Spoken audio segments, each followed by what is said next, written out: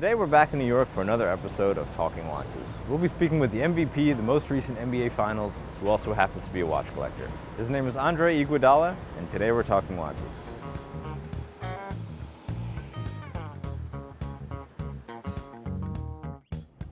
So first, Andre, I just want to thank you so much for being here with us today. It's an honor. Thanks for having me. Really appreciate it.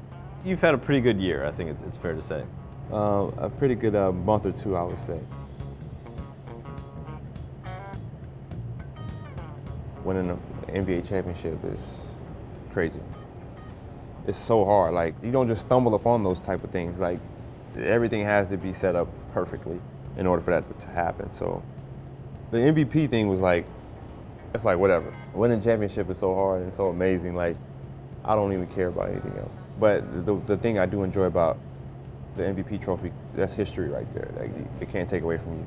Nothing can change that. I mean, your name is in the book forever. It's in the book forever, and there's only a select few names. And I think that's something you don't just stumble upon either, or it just falls into your lap. Like, you really got to work for it, and for that to happen, you have to have a major impact on the biggest stage. Really blessed to be in that position, so it was really great. So if you could tell us a little bit about how you got into watches in the first place. Yeah, I was at a younger age in terms of what my budget would allow me. I got a birthday present. I was about 16. I think I got a Guess watch, and that was a big thing to have a watch. You know, in high school, trying to impress whether it was certain ladies or let older guys know that, you know, I'm kind of mature for my age. So I never heard of certain brands. So this whole watch world was reintroduced to me by my agent, draft night.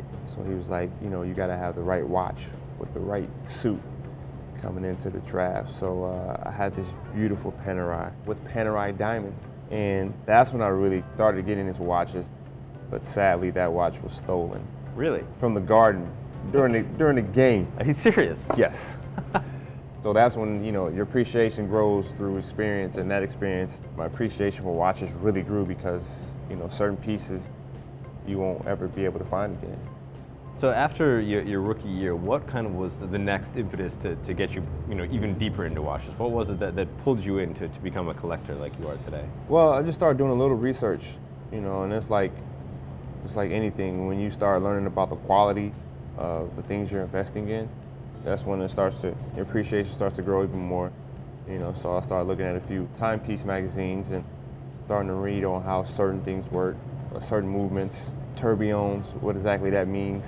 You know, because that's always that word you see a lot, but no one really knows what it means. Start figuring that out. So I'm always reading, you know, whether it's the tech world, the watch world, or, you know, anything that I'm into at that moment. And watches I really got into early on in my career. And so the brands that I see a lot in your collection are AP and Panerai, and a little bit of Rolex. Right. What is it about these brands that attract you? Well, AP, I think, was a brand that kind of just drew my attention because I think it has an athletic style to it, but it's very unique, especially its shape, the octagon face. And it shows up really well on bigger guys. And just traveling around, I kept seeing it, and I just kept gravitating toward it. And then they started doing some things with athletes, and Jay-Z had his own set for a second there. Shaq had a watch. Yep. You know, and I'm playing ball and I'm seeing it. Just kind of gravitated to it, and also just how it stood the test of time. Yeah. Because you have other watch brands that they're hot now and then they kind of fade out. I think AP is just the timeless piece. Sure. So which was your first AP? This was my first AP, and this is why I brought it. It was the Royal Oak, and it's stainless steel. And the funny thing about this is when I used to look at the prices of watches, I used to be like, what? Who in their right mind would pay that much for a watch? Yeah. So on this one, it's funny, I could have just paid for it outright, but I actually made a down payment on it. It was just weird. It was the most expensive thing I ever bought in one purchase. So Yeah, sure. yeah, I put 2 payments down on it. I don't know why I did that. I didn't have to, but that was a special piece to me just because it was my first AP. And your second AP? My second AP was a Royal Oak offshore rose gold with a rubber band.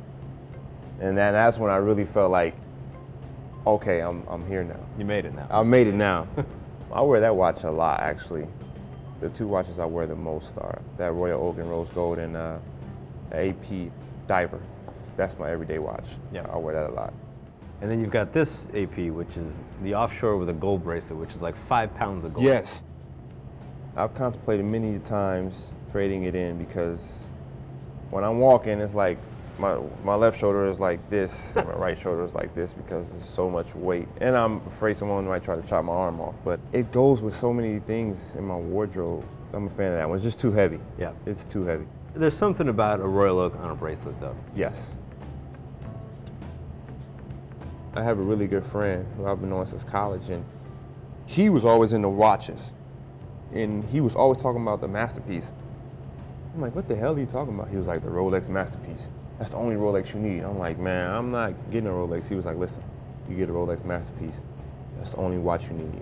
So then I started doing more and more research, and the presidential is a very classy look. And you see that on a lot of guys. Yeah. I like the presidential, but I was seeing it too much. The typical NBA player had a presidential. Yep. Frank Mueller's wore the typical NBA watch for a hot second For a in the while early there, yeah. 2000s. Yeah.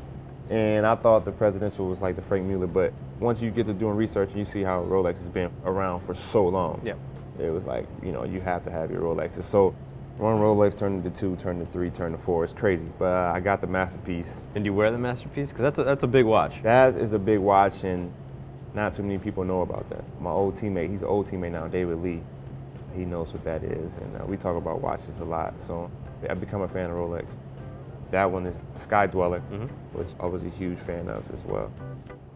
And then Panerai is another brand. So the Panerai was the first watch that you bought when you were drafted. Panerai's the first watch that I bought when I was drafted. And it's the watch you're wearing today. It's the watch I'm wearing today. It's the 8-day, black on black.